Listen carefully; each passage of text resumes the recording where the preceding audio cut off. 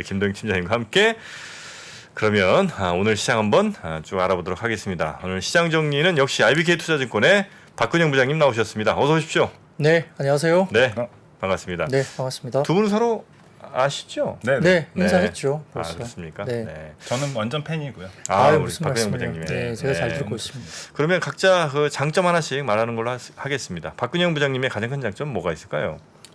얼굴 외모시죠 일단. 외모. 네. 자, 우리 박근영 부장님. 자, 아주 외모로 뭐 저보다 더 뛰어난 외모를 가지시고, 네, 오늘 뭐 혼하지 않습니까?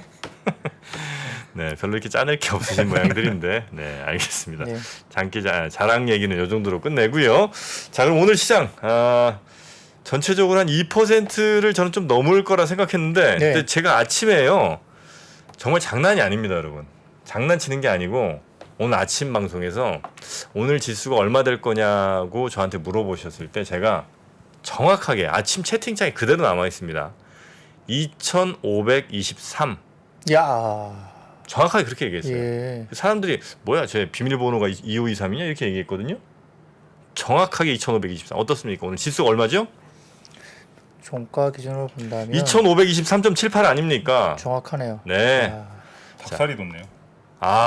정말 정프로 저도 깜짝 놀.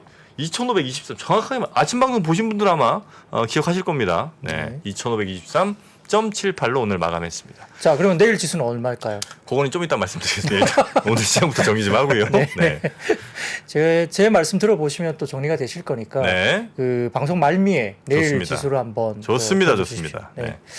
고맙습니다. 그 같은 그 어저께 그 미국의 헤드라인 CPI나 그다음에 코어 CPI 같은 경우도 약간 좀 놀랐습니다. 지금 미국의 헤드라인 CPI도 전년비 8.5%니까 원래 8.8이 컨센으로 되다가 8.7로 좀 떨어지는 분위기였는데요.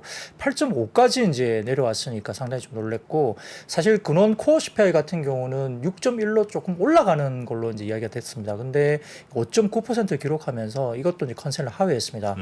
근데 이제 그럼에도 불구하고 사실은 그 미국 시장의 여러 가지 연준 위원들이나 여러 가지 부분들은 아직까지는 물가 압력이 여전히 높다는 거죠. 뭐 컨센 대비해서 많이 낮게 나왔지만은 이 가솔린 가격이 하락해서 8월도 아마 인플레이션 지표가 약하게 나올 수도 있다. 당연히 그러겠지만은 비둘기파 전환은 확신하기는 좀 위험하다. 아직까지는 그렇게 계속 경고음을 내고 있는 상황입니다. 시카고 연은 총재도 인플레이션이 여전히 높은 수준이고 내년 말까지 4% 수준의 뭐 기준금리 인상을 계속 발언하고 있기 때문에 네.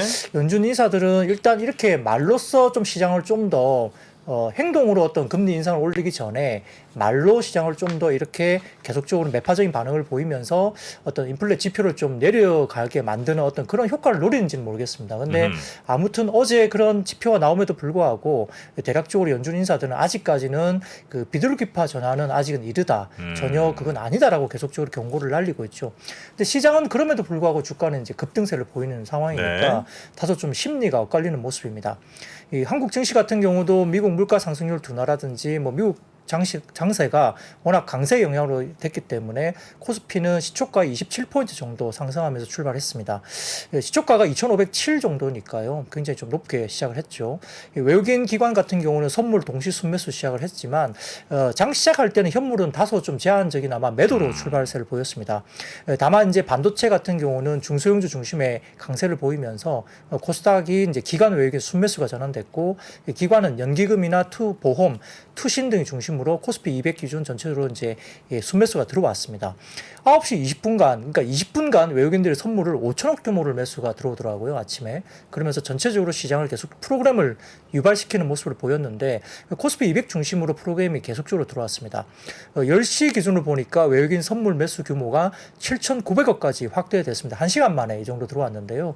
이렇게 되면서 코스피가 2,520포인트 육박하는 모습을 보였고 업종별로는 역시 이제 2차 전지 중심으로 한 비금속 광물 그리고 서비스업, 철강, 금속, 화학, 전기전자 등 경기 민감 업종이 증시 상승을 견인했고 음식료라든지 전기, 가스업 등 경기 방어주가 오전에는 약세를 보였습니다.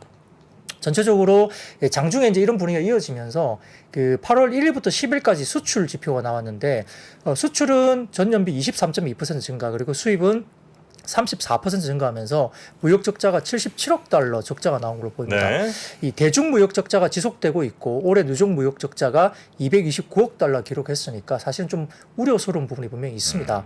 이 5개월 연속 무역 적자는 금융위기 당시 2007년 12월에서 2008년 4월 이후에 전혀 없었던 사례인데요. 굉장히 오랜만에 지금 5개월 연속 무역 적자가 계속 나오고 있고 이달 10일까지 중국과의 무역 수지는 8억 9천만 달러 전체적으로 적자를 기록하면서 대중 무역 수지도 지난달까지 3개월 연속 적자인데 지금 이번 달 10일까지도 적자니까 올해 이번 달까지 또 적자 이루어지면 4달 연속 적자입니다. 이렇게 되면 대중 무역 수지가 석 달 연속 적자를 보인 것도 1992년 8월에서 10월까지 이때 이후로 30년 만에 처음이니까 사실 대중무역도 사실 조금 부담스러운 부분이 있습니다. 그런 것들이 나왔음에도 불구하고 시장은 크게 흔들리지는 않았습니다. 그래서 오전 중에 외국인 선물 규모 매수가 순매수 규모로는 10,000개 이상 매수가 외국인이 계속 들어왔고요. 원달러 환율은 물가 피크아웃 기대로 약간 하락을 했습니다만 아까 말씀드렸던 8월에 이제 10일까지 무역 적자 때문에 하락폭이 또 축소되면서 1,300원이 안 깨지더라고요. 계속 줄어들었고요. 그래서 전반적인 미증시 상승폭에 좀 미치지 못한 상승폭을 보였지만은 삼성전자나 하이닉스 등 외국인 매도세도 다소 좀 시장에 부담이 됐고 환율도 아까 말씀드린 대로 1,300원 이하로 내려가지 않는 모습을 보이면서 미국보다는 상승폭이 좀 제한적이었습니다. 그리고 외국인이 전기전자 매수를 했던 부분들은 대부분 LG 에너지 솔루션이나 LG 전자 쪽에 집중되면서 다소 좀 차별화된 모습을 보였던 게 오늘 하루의 특징으로 볼 수 있겠습니다. 네. 무역 적자가 이제 전체로는 열흘 동안 77억 달러 그리고 대중으로만 따지면 한 8억 9천만 달러 정도가 적자가 발생했는데 지역별로 보면 뭐 역시 미국이라든지 EU 또 뭐 동남아 이쪽으로도 전체적으로 좀 적자 폭이 좀 커진 모양이죠. 그러니까 뭐 수출도 사실은 뭐 못한 건 아닙니다만 네. 수입 물가가 되게 올라갈 수밖에 없잖아요. 뭐 인플레 관련된 지표들 그렇겠죠. 관련된 네네네. 수입들. 그러니까 결국은 이런 부분이 영향을 미치는 것 같은데요. 네. 아무튼 우리나라는 이제 수출 뭐 나라다 보니까 원재료나 이런 것들 많이 가져오는데 네. 그 영향이 좀 있지 않을까 싶고 네. 잠깐 지난번에 언급을 드렸지만 이 중국과 관련해서는 2차 전지 소재들 재료들, 원재료들 이런 것들도 많이 가져오면서 적자폭이 꽤 있거든요. 그래서 네, 이런 부분들도 저희가 한번 체크해 볼 필요는 있겠습니다. 네, 아무래도 그 환율이 계속 1,300원대에 머무르게 되면 ETF도 쉽지가 않죠.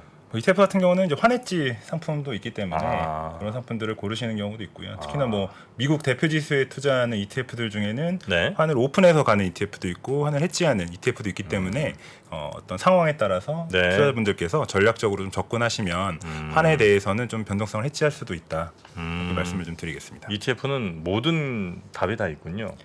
더 만들어 나가야죠. 더 만들어 갑니다. 네. 자, 그리고 오늘 또 주목해야 될 이벤트는 어떤 거 있었습니까? 네, 오늘 목요일 밤 9시 반입니다. 어제와 똑같은 시간인데요. 미국의 7월 생산자 물가지수 PPI가 예정되어 있습니다. 이전치가 전월비 1.1% 그리고 전년비 11.3% 정도 수준이었는데 이 전망치 가이던스는 전월비 0.3% 그리고 전년비 10.4%니까 지난 3월 고점 이후로 둔화세 중에 6월에 추세 전환이 됐다고 이렇게 볼 수 있습니다. 이 가이던스에 어떻게 나올지 좀 봐야 되는데 전반적으로 이제 물가 압력 완화 기대감에 추가적으로 이 정도의 수치가 만약에 나와준다면 물가 압력이 완화되는 기대감을 추가적으로 힘을 좀 실어줄 수 있는 지표가 됩니다. 그래서 12일 발표 예정인 미시간대 8월 소비자 심리도 전체적으로 반등이 또 예상되고 있고 궁극적으로 소비 심리도 개선된다고 보면 물가 우려가 완화되고 또 소비 심리가 개선된다 이러면은 굉장히 시장에는 선순환 사이클이 분명히 되는 거라서 네. 코스피 기준으로서는 좀 더 기술적인 반등세가 지속될 수 있다 이런 기대감이 좀 형성될 수 있는 지표이기 때문에 다시 한번 봐야 될 것 같고요. 아까 말씀드렸던 PPI 지수와 그 다음에 이 12일 발표 예정인 미시간대 8월 소비자 심리 지수 이 두 가지가 시장의 추가적인 상승을 좀 끌고 갈 수 있을지의 변수가 될 수 있습니다. 네. 자, 그러면 오늘 이제 섹터별로 이제 하나하나 좀 살펴볼 텐데 어느 섹터부터 가면 되겠습니까? 예, 역시 오늘 뭐 시장을 주도했던 것도 역시 이제 미국의 인플레이션 감축 법안 관련주가 여전히 그렇습니다. 뭐 신재생 쪽이 역시 그렇고요. 10일 하원 표결을 앞두고 친환경 관련 기업들 주가 강세 중인데 뭐 하원은 민주당이 다수당이잖아요. 그러다 보니까 뭐 법안 통과가 뭐 확실하다 이렇게 시장은 보고 있는 것 같습니다. 네. 그래서 지금 뭐 최근에 이번 추진 사항 때문에 조 바이든 미국 대통령의 11월 선거를 앞두고 지지율이 40%대로 반등을 또 줬다고 합니다. 그러니까 이제 이런 부분들을 또 바이든 대통령이 상당히 누리고 있는 것 같은데 아무튼 이 부분에서 오늘 같은 경우에는 다소 좀 수소 관련주가 또 약간 상승폭이 좀 더 크게 나타났습니다. 뭐 기존에 뭐 태양광 움직였고 중간에 또 풍력 움직였고 그다음에 수소까지 이제 돌아 들어가면서 순환매가 돌아 들어가면서 이제 상승폭이 이제 돌아가면서 올라오고 있는데 사실은 오늘 이제 유진투자증권의 뭐 한병화 연구원께서 쓰신 건지 모르겠지만 유진투자증권 쪽에서 코멘트가 나왔는데 네. 이 플러그 파워를 비롯한 미국의 수소 관련주들이 주가가 급등하고 있는데 여기에 따라서 그린 수소 생산에 킬로그램당 3달러 정도의 보조금이 포함되니까 상당히 이게 큰 규모라고 이야기됩니다. 그래서 그레이 수소 쪽보다는 그린 수소 쪽의 가격이 훨씬 더 싸지게 됐다. 그래서 보조금을 포함하면 그렇죠. 네. 그렇기 때문에 내년부터 미국에는 약 95억 달러 투자를 하면서 4개 이상의 수소 허브가 생길 거기 때문에 생산까지 보조금을 주니까 수소 산업에 대한 영역이 상당히 확장될 수 있다. 이렇게 코멘트를 장중에 하신 것 같습니다. 네. 그래서 이제 수소 쪽이 좀 더 강세였는데 그런데 이제 오늘 장중에 나온 거는 현대차 그룹 쪽에서는 이 기사가 나온 게 이 수소차 쪽의 비중을 좀 줄이고 전기차 쪽으로 비중을 늘려라 뭐 이런 이야기가 나왔거든요. 당연히 그건 이제 전기차 시장과 수소차 시장의 뭐 워낙 파이가 다르기 때문에 아무래도 좀 집중하는 전략으로 이제 이야기가 나온 것 같은데 다소 그런 이야기가 나왔음에도 불구하고 오늘은 수소 관련된 뭐 두산 피오셀 이런 종목들은 굉장히 급등세를 보였기 때문에 네. 실적과 상관없이 이런 여러 가지 어떤 수급의 쏠림이 다소 좀 수소 쪽에 나타난 것이 아닌가 싶습니다. 두산 퓨얼셀이 한 15% 정도 올랐고 두산 퓨얼셀 또 우선주는 거의 상한가를 갔군요. 예. 갖고 계십니까? 많이 아쉽습니다. 아. 예. 그리고 아마 갖고 있었으면 이렇게 안 갔을 거고요. 와, 분명히 한병화 의원이 어제 출연하셨거든요. 네. 말씀을 하셨을 것 같아요. 네, 맞아요. 했어요. 그러니까 이 뭐 따로 얘기한 거는 방송 중에 그 수소 관련해서 굉장히 좀 전망이 일단 좀 밝은 것 같다. 큰 역사적인 모멘텀이 좀 시작된 것 같다. 뭐 이런 얘기는 이제 좀 주셨거든요. 아쉽습니다. 근데 이제 오늘 약간 이제 저희가 좀 조심스러운 거는 네. 단기적으로 보면은 지금 이제 최근에 신재생 에너지 가운데에서 지금 LNF나 에코프로 BM 쪽은 또 마이너스로 끝났어요. 에코프로? 네, 에코프로와 에코프로 BM은 마이너스 끝났고 LNF도 마이너스로 끝났거든요. 그래요? 그리고 포스코 케미칼도 최근에 가장 급등세 보인 게 포스코 케미칼입니다. 제가 어젠가 그젠가 말씀을 한번 드렸는데 이게 미국 쪽에서 이게 중국을 배제하고 이제 뭐 전기차나 셀, 소재 이런 쪽을 간다라고 했을 때 과연 우리나라 모든 그 2차 전지 관련된 종목들이 다 수혜이냐는 걸 좀 챙겨봐야 된다 제가 말씀드린 게 네. 중국 쪽에 원재료를 들어가는 것들은 또 이제 이게 세제 혜택을 못 받는 거거든요. 그래서 중국 쪽에 원재료 관련된 그 의존도가 높은 회사는 사실은 여기서 빠져야 되는 거예요. 근데 이제 포스코 케미칼과 LG 에너지 솔루션이 좀 더 집중을 받는 것은 네. 포스코 케미칼은 이제 중국 쪽 비중에 그 비중이 없고 다른 쪽에서 받고 있는 거죠. 그래서 포스코 케미칼이 그런 쪽에서 조금 자유롭다. 그래서 실제 혜택을 받을 수 있다는 게 집중되면서 포스코 케미칼이 급등하고 있고 네. LG 에너지 솔루션 같은 경우는 또 북미 쪽에 이제 뭐 그 공장이 좀 빨리 지어지면서 제가 기억하기로는 23년도 정도부터는 돌아간다 그러거든요. 그러니까 그게 굉장히 빠르게 이제 실질적으로 도움이 된다 그래서 네. LG 에너지 솔루션과 포스코 케미칼 사실은 실제 수혜가 맞다라고 이제 집중을 받고 있는 건데 일부 지금 2차 전지 소재가 오늘 빠진 걸로 보면 다소 이제 최근에 주가가 올랐던 것에 대한 약간의 어떤 차익 실현이나 좀 부담스러운 부분들이 다른 그 뒷단의 신재생 에너지 쪽도 수급이 조금 그렇게 돌아올 수도 있다. 네. 내일부터라도. 그러니까 조금 단기적인 이슈에 대한 상승에 대한 경계감이 있다. 이렇게 또 볼 수 있겠습니다. 네. 자, 풍력도 대체로 오늘 분위기는 좋았던 것 같고요. 자, 우리 또 김동익 팀장님 또 네. 궁금하신 거 물어보셔야죠. 근데 또 제가 하나 덧붙여서 말씀드리고 싶은 부분은 덧붙일 부분. 2차 전지 관련해서 이제 차이나 쪽 이제 차이나 전기차라든지 네. 차이나 2차 전지 ETF들이 있거든요. 그 ETF들도 이제 부장님 말씀처럼 물론 미중 간의 어떤 지정학적인 이슈들도 있긴 하지만 미국이 IRA 그 인플레이션 감축 법안에서 중국이나 이런 미국 자국 기업들에게만 이제 혜택을 주다 보니까 그런 여파들이 중국 기업들에게 가지 않을까. 라는 우려 때문에 같이 좀 동반 하락한 모습을 좀 보였습니다. 그래서 네. 전반적으로 이제 2차 전지가 최근에 좀 많이 오른 것도 있긴 하지만 소재주 중심으로 중국 쪽 관련해서도 2차 전지 소재주나 배터리 셀 기업들이 좀 부진했다. 이렇게 좀 정리를 해드리고 싶습니다. 아, 그렇습니까? 자, 그럼 다음으로는 반도체 업종 한번 가볼까요? 네, 뭐 어제 필라델피아 반도체 지수가 4% 넘게 제가 오른 것으로 기억을 하는데 네. 오늘 같은 경우는 아까 말씀드렸지만 외국인들은 삼성전자나 하이닉스는 팔았고요. 뭐 전체적으로 뭐 이 분위기가 그렇게 썩 수급이 들어오지 못했습니다. 그 지금 카운터 포인트 리서치라는 곳이 있는데 그 올해 세계 폴더블 폰 스마트폰 출하량이 1,600만 대에 달할 것이라는 전망을 보였습니다. 지난해 900만 대 대비 73% 증가한 규모이기 때문에 다소 좀 크게 올라가긴 하지만 근데 시장에서 다소 좀 컨센으로 제시됐던 게 1,800만 대 정도 수준이거든요. 그래서 이 컨센보다 다소 좀 낮아지는 분위기예요. 그렇기 때문에 그렇고 오늘 그 KB증권에서는 그 스마트폰 출하량이 이제 삼성전자 출하량인 그 세린 같은 경우에 1,500만 대 수준으로 좀 더 보수적으로 이야기를 하는 것 같습니다. 폴더블 관련된 이야기는 좀 이따 제가 드리겠지만은 전체적으로 상반기 폴더블 폰 스마트폰 시장에서 점유율이 62.1% 1위를 차지한 삼성전자고 2위와 3위가 화웨이가 16%까지 올라오고 있고요. 화웨이가 아직도 저 폰 잘 만들어요? 아너라는 브랜드로 또 하고 있는 걸로 알고 있어요. 아, 그래요? 그 브랜드를 이제 아너라는 브랜드로 또 해서 따로 또 하고 있습니다. 화웨이 브랜드는 이제 어차피 생산 안 하는 거죠, 화웨이 브랜드는. 그렇죠. 예. 네. 그리고 오포 같은 경우도 폴더블 폰을 3% 정도 MS를 갖고 있다고 합니다. 그러니까 중국도 꽤 이제 만들고 있는 거죠. 그래서 이제 이번에 출시하는 삼성 갤럭시 Z 플립 4라든지 폴드 4 판매량이 900만 대 정도 이를 거로 보고 있다고 보고 있는데 문제는 인도 정부가 12,000루피 약 20만 원 미만의 저가 중국산 스마트폰 판매 금지를 검토하고 있다. 이걸 보면 우리나라 같은 경우 상당히 호재가 될 수도 있잖아요. 그래서 올해 6월 기준 분기별 인도 스마트폰 판매량의 3분의 1이 150달러 미만이고요. 이 가운데 최대 80%는 중국 제조사가 출하합니다. 그래서 이 정책이 인도에서 만약에 시장이 되면 이 샤오미의 스마트폰 출하량이 연간 11에서 14% 감소할 것이다라고 블룸버그가 분석했습니다.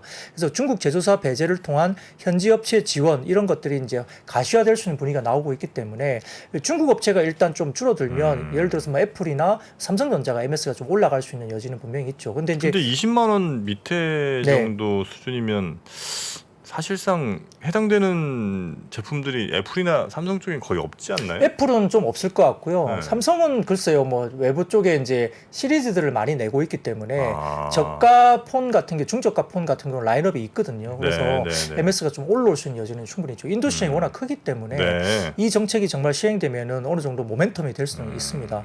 뭐 그렇다고 볼 수 있겠고요. 네. 근데 이제 제가 보는 핵심은 그게 아니라 이겁니다. 인텔이 13세대 CPU인 랩터 레이크를 다음 달 진행되는 개발자 행사 인텔 이노베이션에서 소개할 거로 봅니다. 이게 굉장히 좀 중요한 이야기거든요. 이게 굉장히 중요합니다. 아니 이미 차세대 그게 있잖아요. 근데 그것도 제대로 아직 자리 안 잡은 거 아니에요? 그 문제는 뭐냐면 네. 인텔이 지금 DDR5를 못 하고 있잖아요. 원래 작년에 낸다고 했다가 DDR5 관련된 걸 못 하고 내년 2분기로 넘어간다고 이야기가 돌면서 반도체가 별로 특히 DDR5 관련된 종목들이 센터가 굉장히 안 좋아졌었거든요. 근데 이제 지금 9월에 이제 인텔이 지금 내겠다. 왜냐하면 AMD가 이 PC 쪽에 관련된 그 DDR5 관련된 부분들은 이미 이제 순차적으로 계획대로 내고 있습니다. 그래서 최근에 AMD 관련된 주가 상당히 좋습니다. 뭐 엔비디아나 마이크론이나 이쪽 인텔도 다 별로 안 좋지만 AMD는 상당히 좋았거든요. 지금 AMD 같은 경우는 9월 중순에 젠4 기반의 데스크탑용 CPU인 라이젠 700 시리즈 출시가 이미 이제 예정대로 되어 있습니다. 그래서 신규 CPU 출시에 따른 메모리 업체 수혜가 예상된다고 볼 수 있는데 이 전체적으로 이런 부분들이 이제 AMD가 워낙 계획대로 잘 빨리 나오고 있고 인텔이 계속적으로 양치기 소년처럼 이렇게 못 지키고 있는 상황에서 이 DDR5가 내년 정도에 나온다고 이야기가 되니까 상당히 좀 그 기대감이 많이 꺾였죠. 근데 인텔 같은 경우가 지금 9월 달에 뭐 급식 내겠다 이렇게 이야기를 하니까 사람들이 이제 좀 안 믿는 듯한 느낌이 아직은 들어요. 근데 아무튼 만약에 정말 그렇게 나온다고 하면 DDR5 모멘텀이 이제 그 반도체 쪽에서 생기는 겁니다. 그래서 이제 패키지 기판 쪽이나 DDR5 관련된 종목으로 언급되는 종목들이 뭐 심텍이나 TLB, 아비코 전자 이런 종목들이 조금 이제 뭔가 움직일 수 있는 여건이 되는데요. 9월에 물론 확인해야 되는 상황입니다. 합니다만 제가 그렇지 않아도 이제 이 방송 들어오기 전에 아비코 전자 쪽에 전화를 해봤어요. 제가 아비코 전자는 탐방을 가봤기 때문에 네. 해당 팀장한테 여쭤봤더니 이제 그 아비코 전자 쪽에서도 지금 뉴스를 듣고 본인도 알게 됐는데 지금 상황으로 봐서는 인텔 쪽이 더 늦어지기는 좀 어렵다. 그래서 아마 9월 쪽에 나오는 쪽에 힘이 좀 실리는 것 같고 확인은 좀 더 해야 되지만 뭐 그렇게 대응을 하고 있다 이야기 나오고 있고 삼성 삼성전자나 뭐 하이닉스 같은 경우도 여기에 이제 출하 관련된 대응을 충분히 지금 하고 있다고 확인된다고 이야기를 하고요. 네. 준비가 다 됐다. 그리고 만약에 이제 그 아비코 전자 같은 경우는 좀 뒷단입니다. 그러니까 DDR5 중에서 좀 뒷단이기 때문에 아마 이쪽과 관련해서는 본인들 회사 같은 경우는 인증 문제라든지 그다음에 회사와 관련된 어떤 그 캐파 관련된 부분들을 좀 정리를 해야 되기 때문에 그런 부분들이 좀 확인이 된다 하면 아마 12월 연말 정도에는 대응이 가능하기 때문에 내년 정도부터는 DDR5 관련된 실적이 나올 것이다 이렇게 입장을 분명히 했고요. 네. 다만 이제 앞단에 있는 뭐 심텍이라든지 뭐 TLB 쪽은 좀 진행에 대해서 충분히 지금 대응을 하고 있고 일부 들리는 말로는 업계에서는 뭐 심텍도 마찬가지고 이 9월부터는 아마 DDR5 관련된 물량을 좀 받았다는 이야기도 좀 있다 이렇게 이야기가 들리는 거 봐서는 확인이 필요합니다만 아마 9월에 어떤 DDR5 관련된 모멘텀이 실제로 출하로 이렇게 연결될 수 있는 부분들이 좀 있을 것 같고요. 뭐 아비코 전자는 뭐 최근에 DDR5 영향도 없었지만 2분기 실적으로 보면은 그 메탈 파워 인덕터 관련된 부분이 상당히 실적이 좋아지고 메탈 파워 인덕터? 예. 근데 그게 중요한 게 DDR5 관련된 부분들이 DDR4에 없던 하나의 부품이 메탈 파워 인덕터입니다. 네. DDR4에는 없던 거거든요. 그래서 네. 제가 아비코 전자를 좀 중요하게 봤던 건데 네. 그게 이제 DDR5가 시작되면 이제 물론 이제 인증 절차가 필요하고 여러 가지 좀 절차가 좀 있긴 하지만 가능성이 상당히 높습니다. 그러면 메탈 파워 인덕터가 들어간다면 이제 DDR5에는 이제 DDR4에 없던 게 들어가잖아요. 그러니까 아비코 전자는 기존 사업도 2분기에 상당히 좋았는데 이제 내년에 DDR5까지 겹쳐지면 상당히 좋아질 수 있는 여지가 있는 거죠. 그래서 제가 탐방을 갔다 왔는데 2분기 실적도 좋게 나와서 관심을 갖고 있는데요. 뭐 이건 제가 추천을 하는 건 아닙니다만 DDR5 관련된 이슈를 말씀드리다 보니까 이제 네. 확인할 데가 없잖아요. 뉴스는 인텔이 한다고 그러는데 과거에 계속 미뤄졌던 것 때문에 조금 그래서 탐방을 갔다 온 김에 이제 한번 여쭤봤더니 터널을 해봤더니 뭐 준비는 그렇게 되고 있다 이야기를 하고 있습니다. 그래서 아마 만약에 이게 정말 뭐 확인이 된다고 하면 9월 이후에는 DDR5 모멘텀이 사실은 이 메모리 쪽은 상당히 좀 정말 한번 변화가 있을 수 있는 뭐 하나의 이벤트거든요. 그러니까 한번 지켜볼 필요는 있겠습니다. 네, 메탈 파워 인덕터는 전류 흐름을 최소화하는 그런 소자로 아마 그 전력 좀 소비라든지 이런 것들을 좀 줄여주는 그런 역할을 하는 것 같습니다. 자, DDR5 관련해서 좀 말씀을 주셨고요. 다음은 어느 섹터를 좀 가보면 좋겠습니다. 네, 뭐 역시 원전 관련주입니다. 네.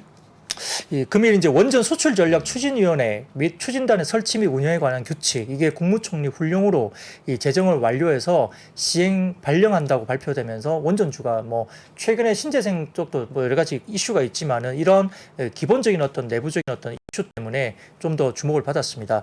이게 이제 해당 규정은 원자력 발전과 관련 산업의 해외 진출과 경쟁력 강화를 위해서 제정한 법적 설치 근거라는 규정이기 때문에 네. 상당히 좀 중요한 어떤 실무적인 근거가 될 수 있습니다. 그래서 해외의 어떤 수출에 대한 부분들을 정부가 이제 굉장히 강하게 밀고 있다는 부분을 보일 수 있는 상황인데요. 여기에 따라서 이제 2030년 원전 10기 수출 목표에 맞추어서 네. 해외 원전 사업 진출을 예정하고 있고 또 지금 또 사우디아라비아에서 또 들어온다 그러잖아요. 네. 그러니까 이런 부분도 원전 수출과 관련된 이슈가 최근에 이야기가 많이 나오는 것 같고요. 또 그 여체적으로 지금 원전 뭐 4기 2차 측 관련된 건설 사업이 수주 계획에 임박했다. 이게 왜냐하면 지난 1월 한수원이 단독 협상 대상자로 수주 계약 관련된 선정된 이집트 엘다바 원전 4기 2차 이게 있거든요. 그래서 이게 수주 계획에 임박했다는 뉴스도 계속 나옵니다. 그래서 원전 관련된 이슈도 실질적으로 많이 나오고 있기 때문에 네. 국내 건설사라든지 관련 기자재 공급 업체들의 활력이 계속 이루어지고 있는 상황인데요.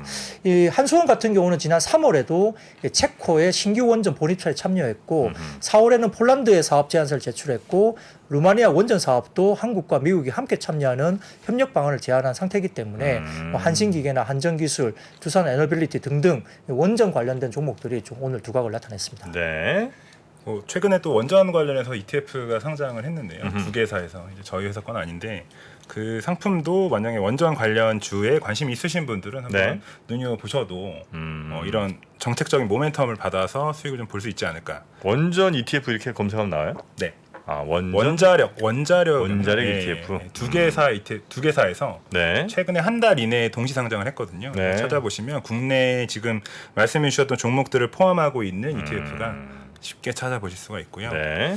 또 사실 이번 주에 어떤 기록적인 폭우 때문에 좀 많이 언론에 회자된 게 저는 좀 해저 터널 좀 있었거든요. 네네. 이런 부분들에 대해서는 또 어떤 내용이 있었는지 좀 여쭤보고 싶은데요. 네. 해저 터널은 그러니까 해저 터널 자체가 아니라 아마 네. 그 빗물을 어떻게 터널식으로 만들어 갖고 뭔가 하겠다 이거에 대한 관심이 좀 쏠린 맞습니다. 건가요? 아 그렇습니까? 네. 서울에 한 곳에만 있다고. 지금 현재 예. 아마 양천구 쪽에 그죠? 목동 뭐 제가 살던 신월- 동네.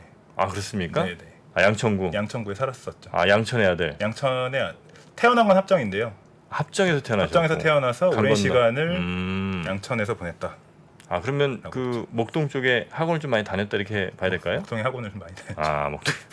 예, 학원 많이 다녀서 이렇게 또 아주 공부도 잘하시고. 예, 그리고 또 이태리 다녀오셨잖아요. 다녀왔습니다. 네, 이태리. 자, 그래서 해저 터널 관련주가 오늘 좀 달렸습니까? 네, 개인적으로 궁금한데 이태리는 웬일로 다니시는지 아, 이태리? 모르겠는데, 예. 이태리 그 옷 사러 갔다 오셨을 거예요 아마. 그 아, 패션 쪽에 관심이 굉장히 많으십니다. 아, 그러시군요. 이게 그냥 뭐 반팔 티 같죠? 이건 보통 티가 아닙니다. 다 생각이 있어서 컬러 네. 매칭해가지고 예. 고민 해가지고 이제 가지고. 그냥 입으신 게 아니에요. 이거는 그냥 온라인으로 구매한 건데. 그건 온라인입니까? 이건 온라인입니다. 예. 안에 네. 이 반팔 티인데도 안에 또 티 또 입으셨잖아요. 어떻게 그죠? 하셨어요? 딱 보면 어. 그냥 막 입으시는 게 아닙니다. 혹시 연두색안에 나의 어떤 뭐 털이라든 이런 게 이제 나올 수 있으니까 그 안에 다시 흰 티 같은 거 받쳐 입으신 거 정확하시죠. 네, 그렇습니다. 그게 나오면 안 되니까. 네, 다음으로 넘어가겠습니다. 해적 아, 이거 해저 터널 예, 어떻게 됐어요? 그래서 이제 어쨌든 뭐 해저 터널 자체보다는 말씀하신 대로 이제 이번에 뭐 빗물 관련된 여러 가지 이슈가 있었잖아요. 네. 침수 관련된 부분도 있고 사실은 또 이 인명 피해도 있었기 때문에 사실 음흠. 좀 안타까운 뉴스들이 되게 들리고 있는데 그 언론에 따르면 오세훈 서울시장이 이제 2011년 재임 당시 추진하려다 무산됐던 대심도 빗물 터널 이게 이제 빗물 저류 배수 시설이라고 합니다. 네. 이 부분을 재추진하겠다 이렇게 밝힌 것으로 전해졌습니다. 그래서 대심도 빗물 터널은 지하 40에서 50m 깊이의 지름 10m 크기로 만드는 대형 배수관인데 1단계로 이번에 침수 피해가 컸던 강남역 일대와 도림천 그리고 광화문에 2027년까지 대심도 터널 공사를 완료할 계획으로 알려졌고 대심도 빗물 터널 건설에 향후 10년간 1조 5천억 이 투자하는 총 3조 원을 투자한다는 방침으로 알려졌기 때문에 이 관련된 종목들이 좀 움직였습니다. 거기다가 이제 윤석열 대통령도 오전에 이제 서울 뭐 정부청사 쪽에서 중앙재난안전상황실에서 열린 하천 홍수 및 도심 침수 관련된 대책 회의라고 불리는 회의에서 이 부분에 대한 부분에서 광범하게 논의하겠다 이렇게 해서 상당히 좀 긍정적으로 힘을 실어준 걸로 알고 있는데요. 여기에 따라서 이제 우원 개발이나 뭐 특수건설, KT 서브마린 등 이제 관련된 종목들이 움직였고. 이 터널 굴착기 사업을 영위하는 EM코리아라든지 그다음에 2013년도에 서울시 발주했던 신원 빗물 조류 배수 시설 등 방제 시설 확충 공사 프로젝트를 수주한 바가 있는 한라라는 종목이 있습니다. 그래서 이런 종목들도 관련주로서 언급되면서 같이 부각이 됐습니다. 네. 아, 회사 이름이 특수건설도 있어요? 네, 그렇습니다. 특수건설. 네. 이렇게 이름 줘도 되나? 뭐 일반 건설. 우리 아파트 회사.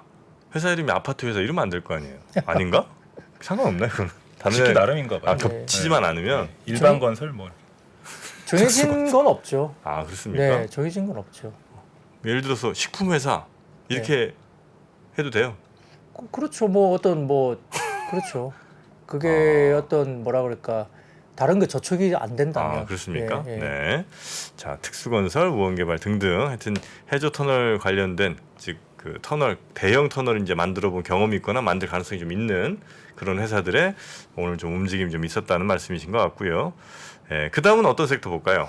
네, 역시 이제 뭐 원자력 관련된 쪽이 움직이다 보니까 건설도 같이 움직이는 거고요. 음흠. 뭐 이런 부분에서 아까 말씀드렸던 이제 사우디아라비아의 실질적인 통치자인 뭐 모하마드 빈 살만 왕세자가 10월 말에서 11월 경에 이제 방한 일정을 잡았고 윤석열 대통령과 만날 계획도 있고. 근데 이 빈 살만 왕세자가 이재용 부회장님하고 거의 뭐 친구처럼 아주 친한 사이라고 알려져 있습니다.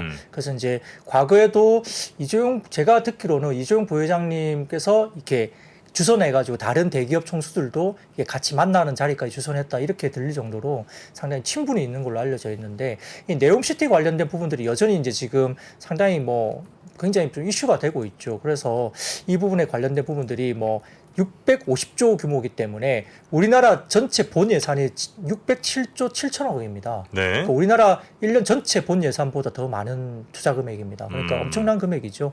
여기에 따라서 이제 핵심 사업인 그 더 라인이라 해가지고 미러시티와 거울 도시인데 이 수주전이 이르면 올해 말 개막 개막이 됩니다. 그래서 이 원희룡 국토교통부 장관도 뭐 여러 가지 부분에서 이제 이 프로젝트 관련된 참여를 논의하고 해외 수주에 대한 전방위적인 지원을 예고하고 있기 때문에 굉장히 뭐 주목을 할 수밖에 없습니다.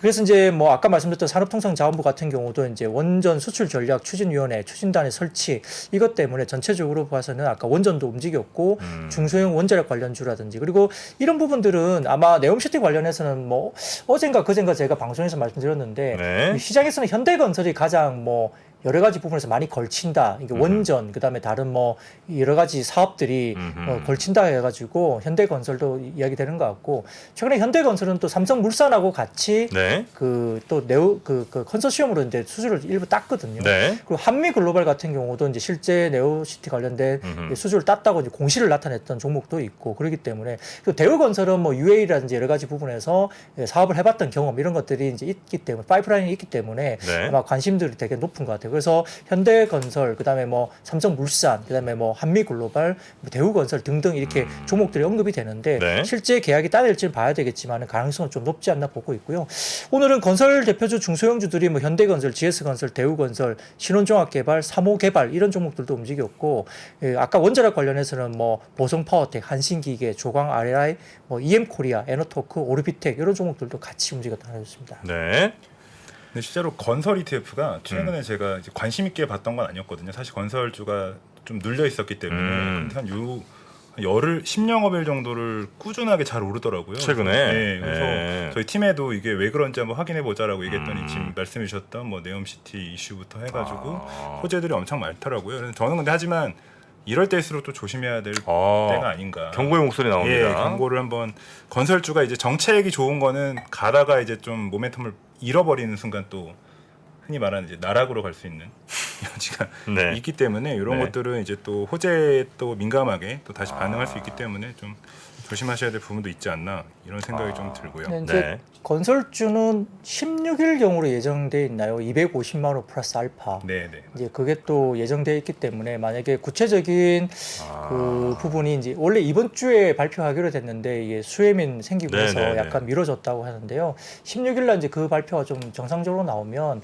또 건설주 입장에서는 국내 대형 건설사는 그렇게 나쁘지 않은 이슈거든요. 맞습니다. 물량에 대한 부분들을 워낙 많이 받을 수 있는 기대가 있기 때문에 아마 그게 구체적인 어떤 안이 시장이 만족할 수 있는 어떤 안이 나온다면은 또 건설주 입장에서는 상당히 좋은 또 환경으로 갈 수 있다고 볼 수 있습니다. 네.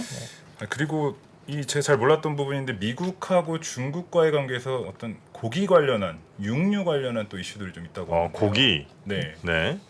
네, 이제 중국의 해관 총서가 미국의 육류 업체인 킹미트라는 회사가 있습니다. 이 그쪽에서 중국 쪽으로 수출하는 소고기에서 락토파민이 검출됐다. 이게 무슨 뭐 바이러스 같은 건가 봐요. 그래서 해당 업체 제품의 수입을 금지하고 해당 사실을 미국 농업부에 통보했다고 이제 언론이 밝혔습니다. 그래서 일각에서는 뭐 펠로시 미 하원 의장이 대만을 방문한 것에 대한 불만을 소고기로 좀 이렇게 그 보복하는 거 아니냐 뭐 이런 이야기까지 나올 정도인데 실제 어떤지는 잘 모르겠습니다만 아무튼 네. 이런 이야기가 돌면서 이제 그 수입 금지할 게 소고기 쪽으로 수입 금지하는 이야기가 생겼죠. 그래서 여기에 대해서 이제 반사 수혜를 항상 소고기가 아니면 돼지고기나 닭고기로 가잖아요. 그러다 보니까 이지홀딩스나 팜스토리, 하림 이런 쪽이 약간 움직였는데 이 축산업, 가공, 육류 이런 부분들에 대한 유통을 영위하는 우리손 FNG라든지 중국 내에서 영업 자회사인 광동 영업식품유한공사를 통해서 돼지고기나 가금류를 가공하는 윙이푸드라는 종목이 있습니다. 이런 종목들도 같이 약간 대체하는 반사 수혜로서 이제 주가가 좀 움직였다 하루였습니다. 네. 자, 그리고 아까 얘기를 뒤로 미루셨던 폴더블 관련된 네. 좀 더 자세한 얘기 한번 들어볼까요? 네, 사실 이제 폴더블 관련된 부분을 언팩을 이제 했는데요. 뭐 느끼시는 분들이 뭐 여러 가지로 개인마다 좀 다를 것 같아요. 이걸 뭐 좋다고 생각할 수도 있고 조금 아쉽다고 생각할 수도 있을 것 같은데 이 KB증권 리포트를 보면 그 폴더블 폰 관련된 부분에 대해서 2%좀 부족하다라는 그 제목의 리포트가 좀 나왔습니다. 시장이 생각했던 것보다 조금 아쉬웠던 모양이에요. 뭐가요? 그러니까 그 이야기 좀 들어보면 올해 삼성전자의 폴더블 폰 스마트폰 출하량은 KB증권에 따르면은 셀인 출하량이 이제 1,500만 대로 추정된다고 합니다. 그래서 기존 추정치가 1,800만 대니까 상당히 보수적으로 20%나 낮게 잡은 거죠. 요건 이제 판매량이랑은 좀 다른 네, 수치죠. 출하량입니다. 네. 예, 그래서 이제 KB증권이 이제 이렇게 뭐 분석을 했는데 이 1,500만 대 가운데 신제품 갤럭시 Z 폴드 4라든지 플립4의 출하량이 1000만 대 수준으로 전망되고 아마 플립 타입의 비중이 70%를 좀 넘을 것 같다라고 추정됩니다. 그 전에도 폴더보다는 플립이 더 많이 팔린 건 맞습니다. 네. 그래서 이제 올해 삼성전자의 뭐 폴더블 스마트폰 출하량을 KB증권이 다소 보수적으로 추정한 근거는 몇 가지가 있는데 리포트에 따르면은 이제 전작은 모두 이제 제품 모두 40만 원씩 출고가 인하를 단행했기 때문에 소비자들 입장에서는 다소 이제 구매를 좀 유도할 수 있는 욕구를 만들었다 이렇게 볼 수 있는 상황이고요. 올해 같은 경우는 폴드4는 가격이 동결됐고 플립4는 가격이 오히려 인상됐습니다. 그래서 이제 가격적인 부분에 약간 센티가 강점이 부각되기 좀 어렵지 않느냐 이렇게 근거를 처음에 들었고 네. 두 번째로는 이제 전작 대비 완성도가 높아진 건 맞다는 겁니다. 뭐 베젤이 좀 굉장히 없어지면서 화면이 좀 시원해 보이고 그다음에 밑에 이제 약간 뭐라 그럴까 PC에서 보는 약간 뭐라 그럴까 이렇게 폴더 같은 게 생겨가지고 작업하기 좀 좋아지고요. 그다음에 힌지 부분을 보니까 힌지가 굉장히 얇아졌어요. 그래서 접었을 때 이 두께가 힌지 부분이 상당히 좀 얇아지면서 네. 상당히 좀 그런 부분들이 좀 진일보된 부분이 있는데 그럼에도 불구하고 좀 눈에 띄는 하드웨어적인 혁신이 좀 없었던 거 아니냐. 예를 들어서 네네네. 뭐 전반적인 디자인이나 기기 사이즈나 디스플레이, 카메라 이런 쪽에서 좀 하드웨어적인 혁신이 좀 안 보인다라고 이제 분석을 했습니다. 거기다가 이제 전체적으로 봐서는 인플레이션 영향 때문에 소재 부품 가격에 대한 부담이 증가됐기 때문에 아마 판매 확대를 위한 공격적인 마케팅이 과연 삼성전자가 할 수 있겠나 이런 부분들에 대한 좀 제한적인 어떤 부분 이런 부분에 대해서 조금 여력에 대한 부분들을 좀 보수적으로 봤고요. 반대로 이제 경기 둔화 때문에 인플레이션 영향 때문에 또 소비자 입장에서는 200만 원 넘어가는 이 관련된 부분에서 지출 여력이 과연 과거처럼 있을 것인가에 대한 부분도 약간 좀 부정적으로 좀 언급한 것 같거든요. 그래서 네. 좀 아쉬웠다라는 표현이 좀 많았습니다. 그래서 그런데 이런 부분 때문에 사실 오늘 보면 그 KH바텍 같은 경우는 오늘 같이 급등한 날에 오히려 급락했거든요. 바텍이 핵심 저 네네, 힌지를 하는 핵심 부품 회사인데 오늘 급락했고 BH는 오르긴 했지만은 오늘 별로 그렇게 시세가 많이 안 났습니다. 한 1%대 정도 크게 못 올랐거든요. 근데 이제 BH 같은 경우는 애플 쪽과 관련된 쪽이잖아요. 또 그러다 보니까 BH는 빠지진 않았습니다만 KH바텍이 좀 많이 빠졌다는 거는 다소 조금 시장에서 조금 그 부분을 시장에서 이제 그렇게 반응을 한 게 아닌가 싶습니다. 그래서 이제 그 약간 애플이 나오는 그 9월달에 신작, 애플의 신작을 좀 더 오히려 그 밸류 체인을 좀 보자라는 뭐 논리가 좀 있었고요. 오늘 이제 뭐 여러 가지 자료 좀 이렇게 쭉 제가 말씀드리면서 오늘은 극히 이제 자료가 없잖아요. 이게 띄우는 자료가 없는데 자료 네. 이제 유일하게 하나 갖고 온 게 고명치의 트윗 관련된 자료입니다. 네. 이 아이폰 14 시리즈 가격이 15% 정도 올라갈 거라는 자료입니다. 딱 보시면은 영어니까 한눈에 들어오시죠. 그러니까 이제 이게 딱 보시면은 내용이 나옵니다. 그래서 아이폰 14 시리즈 가격이 15% 인상될 거다 이렇게 그러네요. 나오는 거죠. 그래서 아마 14 시리즈 가격이 13 시리즈 대비 15% 높아지면서 $1,000에서 한 $1,500 정도까지 올라갈 것으로 보고 있는 것 같습니다. 그래서 이제 이런 부분에서 이제 좀 더 좋고요. 전체적으로 이제 아이폰 관련된 14 초도 물량이 9월에서 12월까지 나오는 초도 물량이 한 9,300만 대 수준이니까 13대보다 한 15% 출하량이 늘어나는 겁니다. 아까 말씀드렸듯이 폴더블4 삼성전자의 뭐 어떤 제품은 약간 좀 줄어든다고 보는 반면 애플 쪽은 상당히 늘어날 거다. 그리고 중국 쪽에서도 유통사들이 웃돈 주면서 지금 일단 유통 재고를 확보하기 위한 어떤 경쟁이 치열하다고 알려지고 있기 때문에 뭐 중국 시장 내에서도 아이폰 신작 시리즈가 상당히 좀 흥행하지 않을까라고 기대를 많이 갖고 있는 것 같아요. 그래서 이번에 보면 아마 신제품의 디스플레이나 카메라 쪽도 개선되는 게 상당히 높고요. 하드웨어 업그레이드가 상당히 좀 14 이 시리즈에 상당히 많이 나온다고 하거든요. 그래서 아마 2021년도 이어서 14 시리즈도 아마 역대 아마 최대 판매량 경신이 가능하지 않나 이렇게 이야기하고 있기 때문에 그러면 이제 그 관련된 밸류 체인은 뭐냐? 그럼 LG이노텍이나 BH 이렇게 들 수 있습니다. 그래서 네. 아이폰 14 관련된 뭐 쪽으로 조금 부품 따는 좀 봐야 되지 않은가 이런 목소리도 좀 많았습니다. 네. 실제로 우리 김도영 팀장께서 우리 형프로님께서 G 플립을 쓰고 계시죠? 네, 쓰고 있습니다. 여기 이제 어떤 모델이죠? 이게 G 플립 3 모델이고 이제 크림 컬러였나요? 그래서 저번에 제가 작년에 구매를 했었죠. 아하. 여기 이제 플립 3. 플립 3. 네. 전작이죠. 그렇습니다. 요거 혹시 사용하시면서 가장 큰 장점이 뭐고 단점이 있다면 뭐 이런 게 좀 아쉽다. 어떤 게 있었습니까? 일단 장점은 그냥 이 자체가 너무 이제 휴대하기 너무 편하고 아하. 작고 이제 사실 이게 되게 생각보다 얇습니다. 이게 생각보다 얇아서 네. 이번에 나오는 4에 대한 실망감은 제 생각에는 소비자들이 저를 포함해서 그렇게 뭐 실제적으로 체감하는 효용이 많아졌냐라는 거에 대해서 3에 비해서 그렇죠.